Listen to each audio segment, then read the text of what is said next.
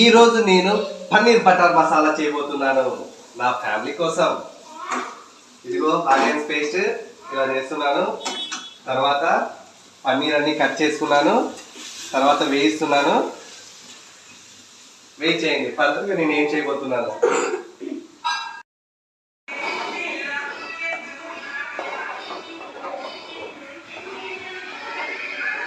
Very very tasty home made paneer butter masala ready.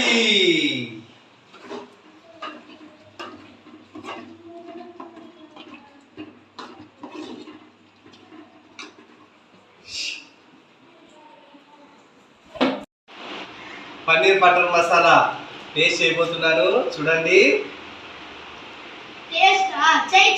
చేయండి. Wow, super.